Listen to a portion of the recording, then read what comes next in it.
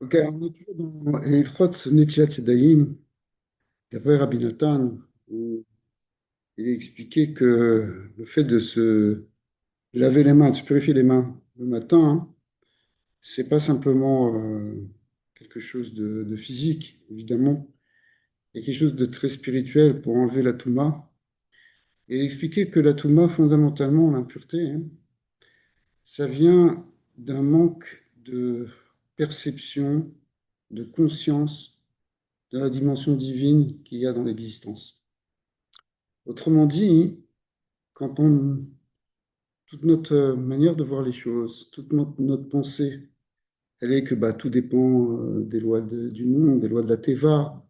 On est enfermé dans un système et c'est les lois de la physique, et c'est les lois de la biologie, c'est les lois de la médecine, et qu'on ne peut pas s'en sortir, des lois d'économie. On est prisonnier de ça, un peu comme les anciens étaient prisonniers de leur conception idolâtre des constellations et des planètes, et toutes sortes d'astrologie, toutes sortes de- des sciences de l'époque. Quand on n'est que dans cette vision-là, et qu'on n'est pas capable de voir que c'est Hachem qui dirige le monde, qu'il y a une Ashgaha, il y a qu'Akadosh Baruch Hu, il a une providence, il intervient, c'est lui qui contrôle en fait. Eh bien, on est dans une zone de Touma. La source de la Touma, la source de l'impureté, c'est pas quelque chose de physique, c'est quelque chose de spirituel. C'est parce que on a troublé. La Touma, c'est comme une eau trouble. Une eau impure, c'est une eau trouble. C'est-à-dire, on a troublé la conscience, elle envoie les choses de travers. Et du coup, c'est ça qui amène tous les problèmes dans le monde. Parce que quand il y aura Mashiach, au contraire, c'est Umela Resdea, qui est Maïm Leyam Chassin. La terre sera remplie de connaissances. Mais de quelle connaissance on parle? Cette connaissance de savoir qu'il y a Hachem. Et c'est Hachem qui est la source, c'est lui qui fait tout exister, c'est lui qui est la force primordiale et absolue qui est donc partout dans l'univers. Eh bien ça, il faut qu'on le retrouve chaque matin. Chaque matin, on va partir dans une nouvelle journée. Si on part déjà avec le Dieu, de toute façon, je suis coincé, c'est comme ça, il n'y a pas d'autre choix, c'est ça la réalité. Non, c'est pas ça.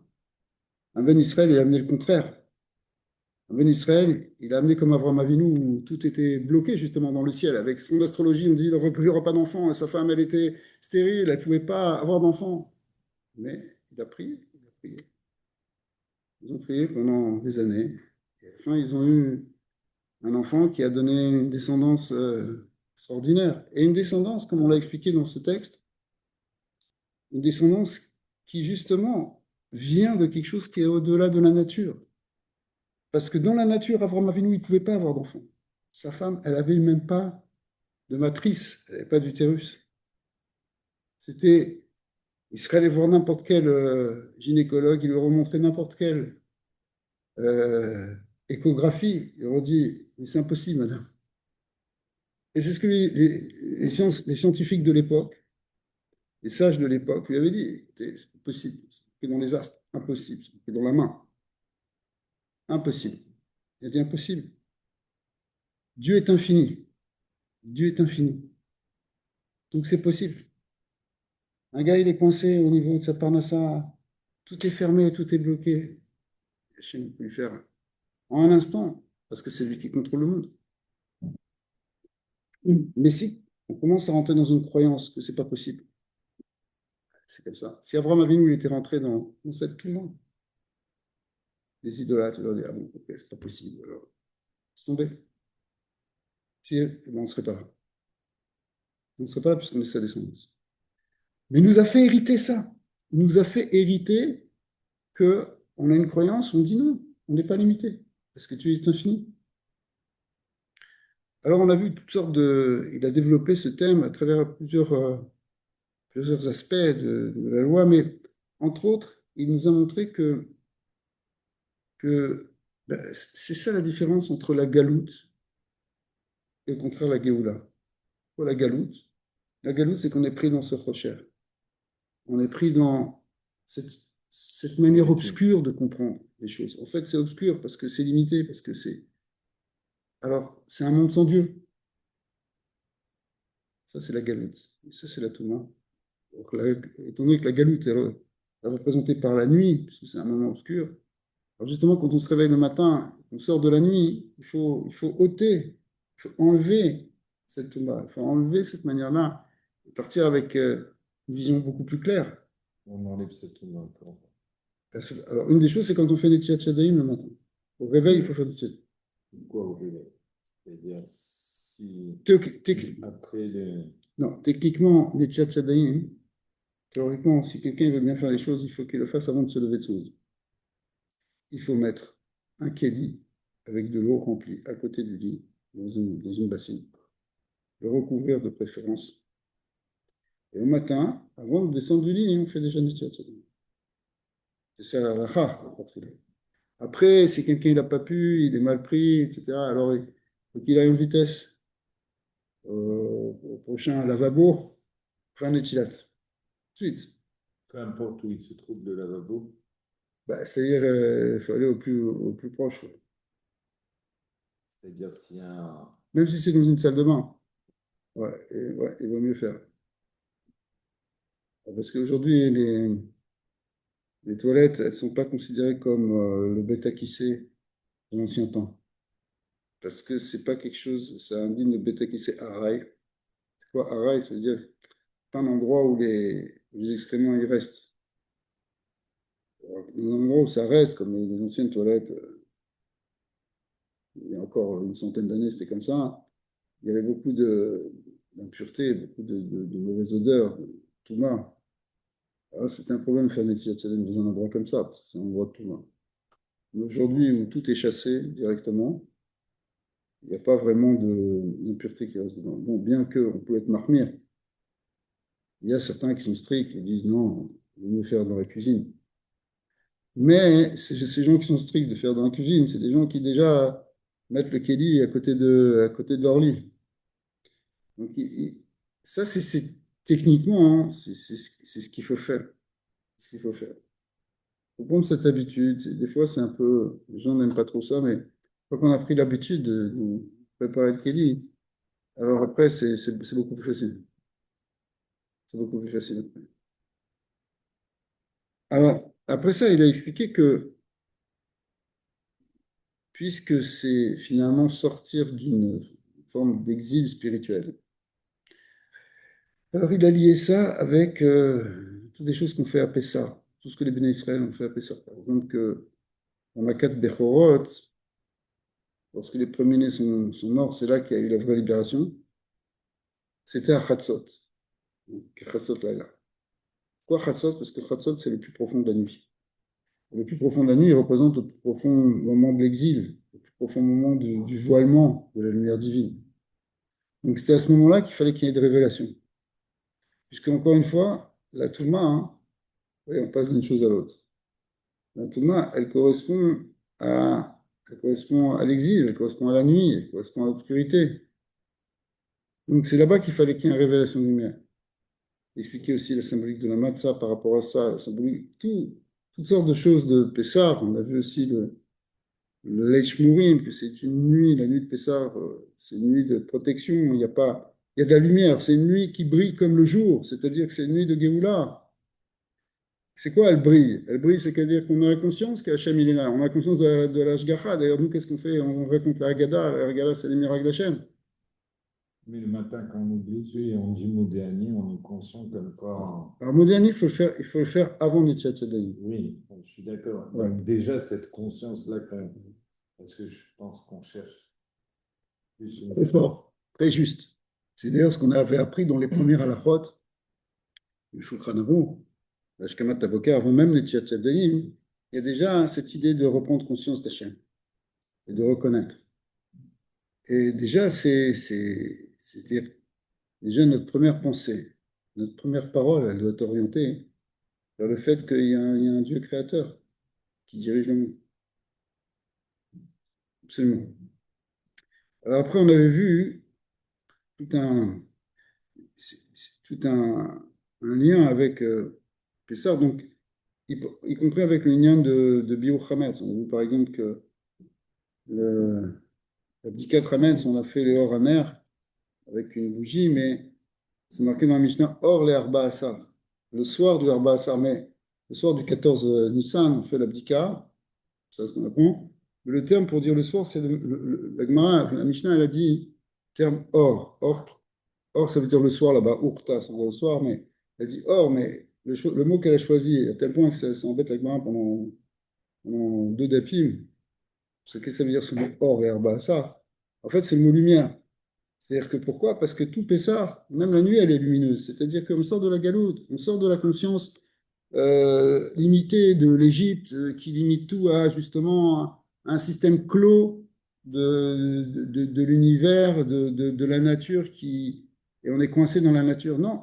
Ce qui a amené le judaïsme, ce qui a amené la Torah, hein, c'est qu'il y a un Dieu qui est au-delà. Quand Hachem, il a montré à Abraham Avinu qu'il allait avoir une descendance, il a hérité d'Eretz Israël. Il a fait monter, le Midrash, il a dit, parce que de toute façon, qui dit regarde les cieux, regarde tes enfants, ils vont être nombreux comme les étoiles. Mais le Midrash qui est ramené par Rachid, il dit, il a fait monter au-dessus des cieux. Il a dit, toi, tu dépends pas des étoiles. Tu dépends pas du déterminisme astral. Tu dépends pas d'aucune loi. Ouais, il faut suivre les lois dans ce monde, mais tu n'es pas limité. Alors, maintenant, tout ça, on l'a vu pour, pour Pessar, et maintenant, il vient nous dire aussi que le Biou Hametz, c'est la même chose. Il y a une halakha comme ça qu'on dit dans Psachim, En biyu chametz c'est la srefa. La manière de détruire le chametz, c'est la meilleure manière, c'est le feu. Et nous, on apprend qui me'aesh yatsu ve'esh tocheluim. C'est avec le feu qu'ils sortiront, et avec le feu qui seront détruits leurs ennemis. Ki hashgacha ve'atama em bechinat yom v'layla, or v'choshech kena. On l'a expliqué au-dessus, il te dit que la hashgacha, c'est-à-dire la providence d'un côté, et la teva de l'autre, elles sont comme le jour et la nuit. Ouais. La lumière et le rocher. Le jour, c'est l'ashgacha, c'est la lumière. Et le rocher, c'est la nuit, c'est la teva, c'est-à-dire de croire que tout dépend de la nature et que tout est limité au monde. Il n'y a pas de surnaturel, il n'y a que de la nature. Ça, c'est la nuit. Et quand on croit dans le surnaturel, on croit que Hachem, il n'est pas limité par la teva. Ça, c'est le jour, c'est la lumière. Alors, c'est la même chose. Ce feu, il amène de la lumière. On va voir pourquoi. Il va expliquer ça aussi, ce qu'on fait dans Avdallah. Hein. Zebechinat meore haesh. Mais meore or d'abord, pardon. Ou meore haesh. Il y a deux expressions. Quelle est la différence entre Ah ouais. or et non? Alors, c'est ce qu'il va expliquer maintenant. Hein. Meore or, c'est quand il y a la lumière. OK? Meore or, les choses sont claires. C'est la Géoula. Mais quand c'est la nuit, et des fois, il faut faire appel au feu. Meore haesh. Ce qu'on fait par exemple dans Avdallah. Là, on est en train de rentrer dans la nuit et on veut pas être. Pourquoi? Parce après Shabbat, d'abord c'est Motzei Shabbat, c'est la nuit, mais après Shabbat, on a l'impression qu'on voilà, on redescend dans le chol. Donc Shabbat, tout est clair, tout est justement surnaturel, tout est dans la Kedusha, au-delà du monde. On n'est plus vraiment dans le monde physique, on est dans un monde d'Hachem pendant Shabbat. Maintenant, tu retombes dans la semaine, hein. Tu retombes dans une certaine obscurité. Alors voilà, tu retombes dans les factures, les choses, les difficultés. C'est trop cher. Alors, il faut que tu sortes quelque chose là qui était dans le or. Maintenant, tu retombes dans le trop cher. Alors, sors le feu maintenant. Et tu vas faire la lumière du feu. Mais au Haesh, c'est la lumière du feu, pas la lumière de la lumière Stam, la lumière du feu. Qui.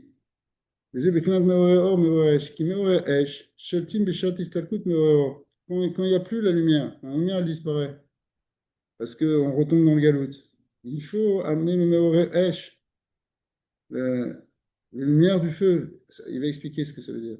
Et nous, Balala Vechocher, en tout cas, c'est le moment où on retombe dans la nuit, dans l'obscurité, qui me voit miser Bimkom Acher, B'Divrei Rabbeinu, comme Rabbi Nachman l'a expliqué, B'Ma'amar Bereshit, Le'ene Kol Israël. Là-bas, il parle de cette idée-là, d'amener la lumière du feu. Qui Aesh, il explique pourquoi. C'est quoi, qu'est-ce que représente ici le feu? Qui Aesh, Ze Bekinat Tokefadin, Shenimsham et Bekinat Tateva Kenan. Le Hesh, c'est pas très agréable normalement, le feu. C'est quelque chose qui brûle. Ça vient en réalité du dîn, ça vient de, c'est quoi du dîn. Le dîn, il est là, hein, et il est là dans la nature. Pourquoi il est là dans la nature? Parce que le monde, il vient du fait que Hachem, il a voilé sa lumière au départ, n'est-ce pas? C'est ce qu'on appelle le Tzimtzum. Akadosh Baruch Hu, s'il était resté totalement manifesté, le monde ne serait pas comme ça. Et d'ailleurs, il n'aurait même pas de place, le monde, si Hachem il montrait toute sa lumière. Donc, Akadosh Baruch Hu, il imite sa lumière. C'est ce qu'on appelle le Kohar Din. Le Din, c'est la limitation. Le Chesed, c'est l'expansion. Donc, Akadosh Baruch Hu, en créant le monde, en créant le Teva, il a fait apparaître la Midat Hadin, comme explique le Harizal. La Midat Hadin, elle est arrivée. Ouais, or, le feu lui-même, il vient du côté du din. Le feu, c'est dur, ça détruit. Ok. C'est pas comme l'eau. L'eau, c'est ce qui vivifie, ce qui donne la vie, c'est ce qui fait pousser des plantes, c'est ce qui fait pousser. Sans eau, on n'a pas de vitalité. L'eau, c'est le chesed. D'accord. Dans le symbolique, l'eau représente le chesed et le feu représente le din. Alors, Valken, bara Hashem Bara et Ha'esh, Bemotse Shabbat. Nous, on rallume le feu Motzei Shabbat parce que c'est le moment où Akadosh Baruch Hu, il a créé le feu. Il a créé quand le feu? Bemotzei Shabbat. Et à l'idée Adam Arishon. Adam Arishon qui a découvert le feu. Moshe Amrou Rabotenu, Zer, comme c'est marqué dans la Gemara dans Psachim. Zer Emez, la Bekinat Teva. Et ça représente la Teva, Shenitalem Ashgacha, dans lequel il y a un voilement de l'Ashgacha. Qui a Teva, Zer Bekinat Kochiv Tsem Yadi, Asali et Achayilazé. Il y a un passage comme ça, hein, qui dit, Parashat Ekev, où, où Hachem il dit, au Béni Israël, Moshe il dit, attention, attention de penser que tout dépend de vous. Commencez pas à vous dire, c'est moi qui suis arrivé là, c'est moi qui me suis, c'est mes efforts qui m'ont amené, je me suis fait moi-même. Attention, on est d'accord que tu as fait des efforts. Maintenant que tu t'es battu avec toi-même ou avec le monde, mais si c'est pas Hachem qui t'avait donné la force, si c'est pas Hachem qui t'avait fait réussir, tu n'aurais pas réussi. Les gens, ils font des efforts, des efforts, des efforts, et ça ne marche pas forcément. Pourquoi? Parce qu'Hachem, il a un plan pour eux. Il faut qu'ils découvrent le plan que Hachem, il a pour eux. Hachem, il a un plan, vous amener peut-être au bon moment opportun, il y a un tikkun peut-être à faire. Mais celui qui pense que tout dépend de lui, cette forme d'orgueil, eh bien, c'est comme s'il pense qu'il n'y a pas Hachem. Quand tu penses que tout dépend de toi, comme si tu dis, bah, de toute façon, c'est pas Dieu qui va m'aider si c'est à moi de faire les choses. Tu as mis Hachem hors du monde, hors de ton monde. Et ça revient à cette vision où tout dépend de la nature. Tout dépend de la nature. Écoute, c'est pas facile aujourd'hui, de nos jours, il faut se battre. C'est comme ça. C'est comme ça, mais est-ce que tu as prié? Est-ce que tu as demandé? Écoute, c'est pas le problème, c'est la prière, c'est bien joli, ça, vous les religieux, tout ça, mais faut, c'est concret ici. Il n'y a pas. Ouais. Il n'y a pas, regarde, tu crois que Elon Musk, il a prié, il n'a pas prié, il s'est battu, il a réussi. Tu crois que lui, ok, il n'a pas prié, il a réussi. Tu ne sais pas pourquoi, c'est autre chose, pourquoi Hachem, il l'a amené là-bas. Mais peut-être que ça l'a amené dans un monde où justement, le fait qu'il ne voit pas Hachem, c'est pas bon non plus. On a déjà parlé de ça. Toute la science, elle peut nous amener beaucoup de bienfaits. Elle nous aide dans la vie, elle nous aide à améliorer notre quotidien, améliorer notre bien-être. Hachem, les progrès scientifiques nous ont amenés dans une qualité de vie bien meilleure que ce que l'humanité avait il y a 100 ans. Tous les niveaux, au niveau de l'hygiène, au niveau de l'alimentation, au niveau de la vie de tous les jours. C'est plus qu'évident. C'est beaucoup plus difficile quand il n'y avait pas les sanitaires, qu'il n'y avait pas l'électricité, qu'il n'y avait pas toute la technologie qu'on a aujourd'hui, qui va à une vitesse incroyable. On n'avait pas les automobiles, on n'avait pas les moyens de communication. On a gagné beaucoup avec la science, mais qu'est-ce qu'on fait de ce monde? C'est quoi le contenu? C'est quoi le sens de l'humanité? À part le fait de vivent mieux. C'est pourquoi faire. Pourquoi tu c'est quoi le sens que tu vas mettre. Quand l'humanité elle coupe l'idée du sens de son existence, elle arrive en général à une perte, à une destruction. C'est ce qu'on voit. Ce qu'on voit aujourd'hui, la civilisation est en crise. La civilisation occidentale qui s'est répandue dans le monde, elle est en crise majeure. Il y a une perte de natalité à tel point que si on regarde un peu les courbes de démographie, on va vers des situations vraiment de disparition même de certaines populations. Il faut connaître un tout petit peu, ça, on voit, ça va poser des problèmes économiques, des crises extraordinaires, des choses incroyables. Bon, Khabar, incroyable. Pourquoi? Parce qu'il y a une perte, il y a une perte de sens. Il y a une perte de sens où il n'y a pas le sens. C'est-à-dire qu'on ne comprend pas qu'il y a un Dieu qui est au-delà du monde, que le monde n'est pas limité à la nature, mais qu'il y a un maître de l'univers qui intervient par sa Hashgacha. On est dans une relation avec le divin, on a une relation avec la transcendance, on n'est pas limité dans ce monde. Eh bien, le monde, si on le laisse comme une bulle fermée, il devient complètement obscur. Donc, si quelqu'un lui-même il pense que tout dépend de lui, il n'y a que moi, il revient à ça. Et à ce moment-là, hein, il ramène le monde dans et son existence dans le dîn. Les Eremes, Bebrinat Ateva, Shinitalem, Ashgacha, parce que c'est quoi? euh, euh, Donc à ce moment-là, Kemo Aesh, donc il dit Kochi, Votsem Yadi, Asali, Atafayireze, Kemo Aesh, c'est Ikar, Berito, Aya, Yede, Masei, de Adam. Le feu, la Gemara dit, c'est l'homme qui a fait apparaître le feu. Alors, il pense que tout dépend de lui. Ouais, c'est nous qui avons maîtrisé l'électricité, c'est nous qui maîtrisons les ondes électromagnétiques. Mais attention, mon ami, l'électricité des ondes magnétiques, tu crois que c'est l'homme qui l'a créé? C'est une illusion. C'était là. On a appris à la dominer, on a appris peut-être à la canaliser, parce qu'Hachem nous a donné cette rochma, à l'utiliser. Mais c'est pas nous qui avons créé l'énergie. Lequel Misham Ika Achizat Ateva Shivu Tokefadim. Ouais. Alors après, du coup, c'est ça, toute cette croyance-là qui fait que on donne trop de force à la nature, c'est ça le din. Et après, il va expliquer, et on verra demain, hein, pourquoi on fait justement la Havdalah avec on disait Shabbat et le sens de la Havdalah.